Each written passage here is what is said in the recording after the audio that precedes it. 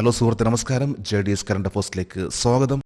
ഇന്ന് ഏപ്രിൽ 29, ഏറ്റവും ലേറ്റസ്റ്റ് ആയിട്ടുള്ള കറണ്ട് അഫേഴ്സുമായി JDS കറണ്ട് അഫേഴ്സ്. നമുക്കറിയാം കറണ്ട് അഫേഴ്സിന്റെ പ്രാധാന്യം എന്താണെന്ന്. ഓരോ പരീക്ഷകളിലും കറണ്ട് അഫേഴ്സിന് വളരെയധികം പ്രാധാന്യമുണ്ട്. ഇന്നത്തെ ചില ന്യൂസ് ഹെഡിംഗ് ആണ്: പ്രശസ്ത ചലച്ചിത്രകാരൻ ഷാജി N. കരുൺ അന്തരിച്ചു. പാലക്കാട് റെയിൽവേ ഡിവിഷൻ സുഗമ്യ പദ്ധതിക്ക് തുടക്കം കുറിച്ചു. 26 റഫേൽ യുദ്ധവിമാനങ്ങൾക്കായി ഇന്ത്യയും ഫ്രാൻസും കരാറിൽ ഒപ്പുവെച്ചു. ആയുഷ്മാൻ വയവന്ദന യോജന ആരംഭിച്ചു. ഇതേപോലുള്ള ലേറ്റസ്റ്റ് ആയിട്ടുള്ള കാര്യങ്ങളാണ് JDS കറണ്ട് അഫേഴ്സിന്റെ ഇന്നത്തെ കറണ്ട് അഫേഴ്സ്. നമുക്ക് ഇന്നത്തെ കറണ്ട് അഫേഴ്സിന്റെ ഡീറ്റെയിൽസിലേക്ക് പോകാം.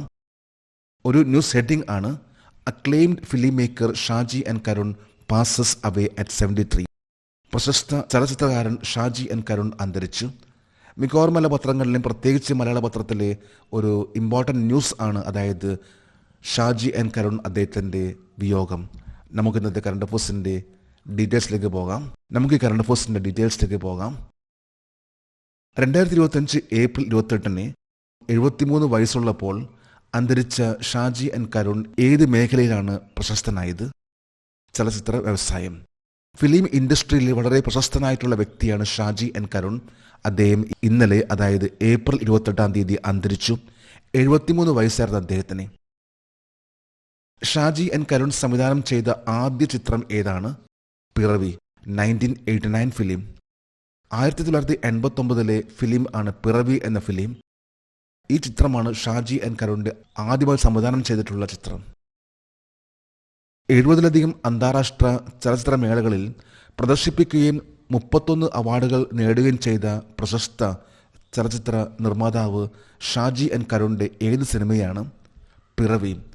ആദ്യമായിട്ട് സംവിധാനം ചെയ്തിട്ടുള്ള ഒരു സിനിമ ഷാജി N. കരുണിന്റെ, അത് പിറവിയാണ്.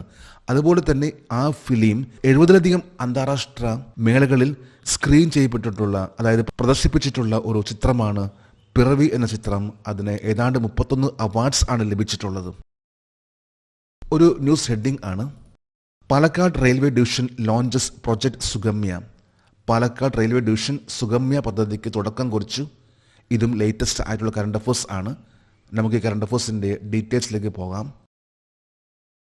ഇന്ത്യയിലെ ഏത് റെയിൽവേ ഡിവിഷൻ സുഗമ്യ എന്ന പദ്ധതി ആരംഭിച്ചു?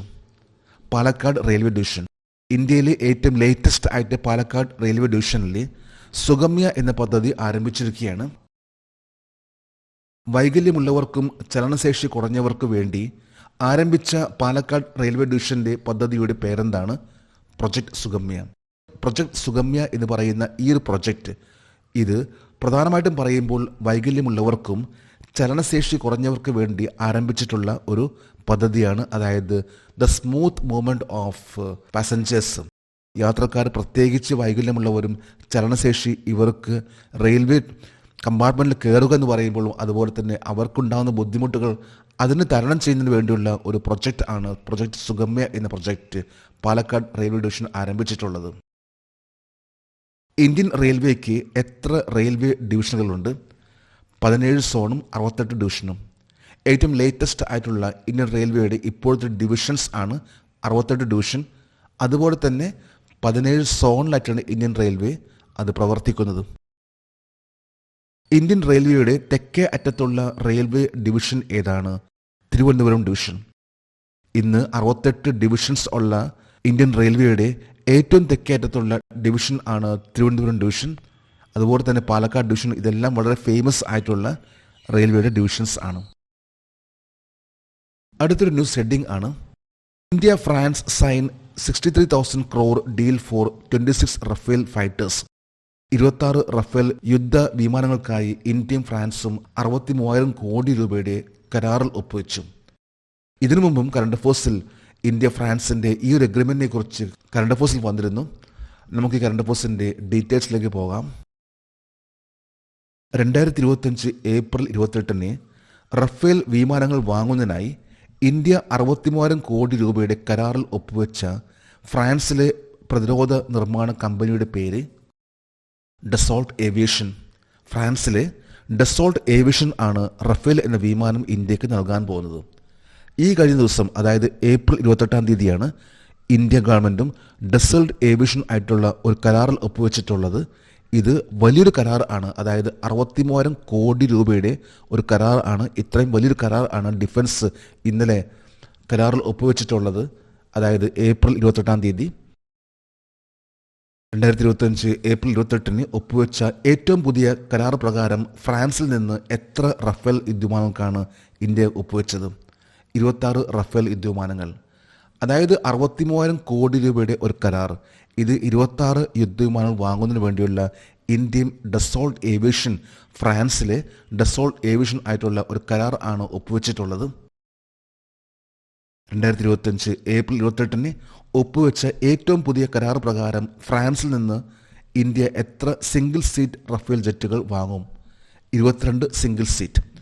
ആകെ 26 റഫേൽ ഫൈറ്റർ ജെറ്റ്സ് ആണ് ഇന്ത്യ വാങ്ങുന്നത്. ഇതിൽ 22 സിംഗിൾ സീറ്റ് ഫൈറ്റർ ജെറ്റ്സ് ആണ് വാങ്ങുന്നത്. ഇതിൽ 4 ട്രെയിനേഴ്സ് ആണ്.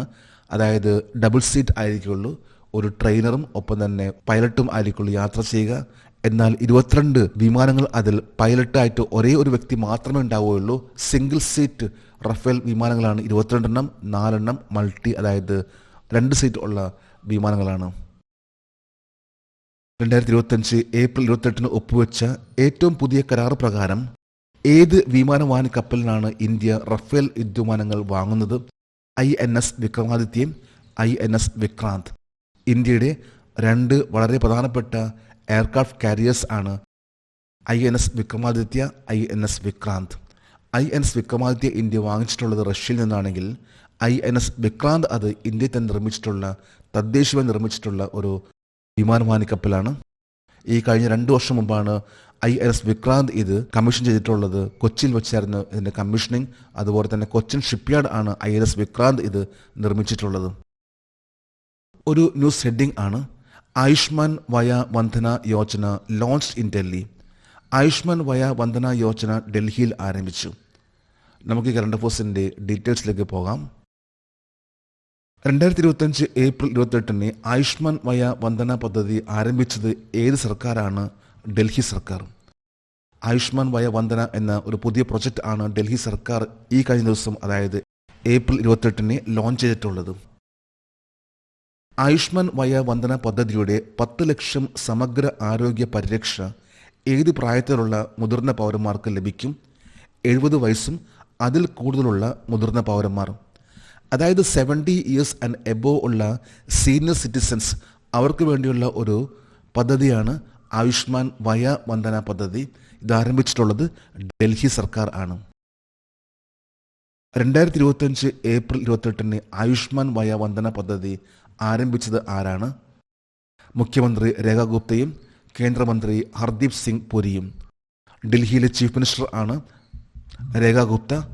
അതുപോലെ തന്നെ യൂണിയൻ മിനിസ്റ്റർ ഹർദീപ് സിംഗ് പുരി. ഇവർ സംയുക്തമായിട്ടാണ് ഏപ്രിൽ 28 ആയുഷ്മാൻ വയ വന്ദന എന്ന ഈ ഒരു പുതിയൊരു പ്രൊജക്റ്റ് പുതിയൊരു സ്കീം ആരംഭിച്ചിട്ടുള്ളത്. ഒരു ന്യൂസ് ഹെഡിംഗ് ആണ് Madhusudan Sai awarded Fiji highest honour. Madhusudan സായിക്ക് ഫിജിയുടെ പരമോന്നത ബഹുമതി ലഭിച്ചു. ഇതും ലേറ്റസ്റ്റ് ആയിട്ടുള്ള കറണ്ട് അഫയേഴ്സ് ആണ്. നമുക്ക് ഈ കറണ്ട് അഫയേഴ്സിൻ്റെ ഡീറ്റെയിൽസിലേക്ക് പോകാം.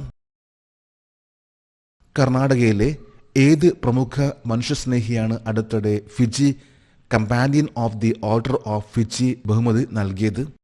മധുസൂദൻ സായി. കർണാടകയിലെ വളരെ പ്രശസ്തനായിട്ടുള്ള പ്രോമിനന്റ് ഹ്യൂമാനിറ്റേറിയൻ ആണ് മധുസൂദൻ സായി. അദ്ദേഹത്തിനാണ് ഫിജിയുടെ ഏറ്റവും ഹയസ്റ്റ് ആയിട്ടുള്ള companion of the order of Fiji ലഭിച്ചിട്ടുള്ളത്. ഏത് മേഖലയിലെ സംഭാവനകൾക്ക് മധുസൂദൻ സായിയെ Fiji companion of the order of Fiji ബഹുമതി നൽകി ആദരിച്ചു? ആരോഗ്യ സംരക്ഷണത്തിനും സാമൂഹിക ക്ഷേമത്തിനുമുള്ള സംഭാവനകൾ. So contribution to health care and social welfare എന്ന 2 ഏരിയയിലേക്കാണ് മധുസൂദൻ സായി എന്ന വ്യക്തിക്ക് ഫിജി ഗവൺമെൻറ് ആദരിച്ചിട്ടുള്ളത്. ഫിജിയിലെ ഏറ്റവും ഉയർന്ന സിവിലിയൻ ബഹുമതി ഏതാണ്? Order of Fiji. Order of ഫിജിയാണ് ഫിജി എന്ന രാജ്യത്തിൻ്റെ ഏറ്റവും ഹയസ്റ്റ് ആയിട്ടുള്ള സിവിലിയൻ അവാർഡ്. ഫിജി എന്ന രാജ്യം ഇത് തെക്കൻ ശാന്ത സമുദ്രത്തിലെ ഒരു ദ്വീപാണത്. ഈ രാജ്യത്തിൻ്റെ ക്യാപിറ്റൽ ആണ് സുവ. ഈ രാജ്യത്തിൻ്റെ കറൻസി ആണ് ഫിജിയൻ ഡോളർ. ലാംഗ്വേജ് എന്ന് പറഞ്ഞാൽ ഫിജിയൻ, ഇംഗ്ലീഷ്, ഫിജി ഹിന്ദി എന്നിവയെല്ലാം ഇവിടുത്തെ ലാംഗ്വേജ് ആണ്. ഈ രാജ്യത്തിൻ്റെ പ്രൈം മിനിസ്റ്റർ ആണ് സിത്തിവേണി റബൂക്ക. അടുത്തൊരു ന്യൂസ് ഹെഡിംഗ് ആണ് the theme of world veterinary day 2025.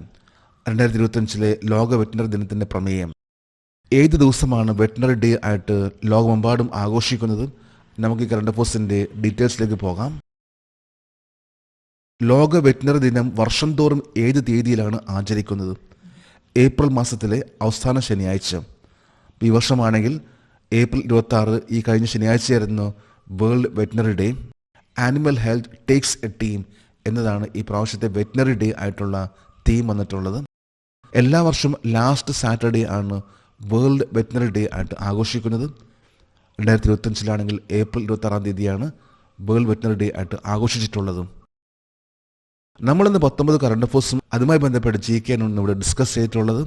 ജഡീസ് current അഫയേഴ്സിൻ്റെ ഇന്നത്തെ ഈ വീഡിയോ കണ്ടിട്ട് ഇഷ്ടപ്പെട്ടെങ്കിൽ ഈ ചാനൽ സബ്സ്ക്രൈബ് ചെയ്യാനും ഷെയർ ചെയ്യാനും മറക്കരുത്. നമുക്ക് നാളെ വീണ്ടും പുതിയ കറണ്ട് അഫയേഴ്സുമായിട്ട് കാണാം. Thank you very much.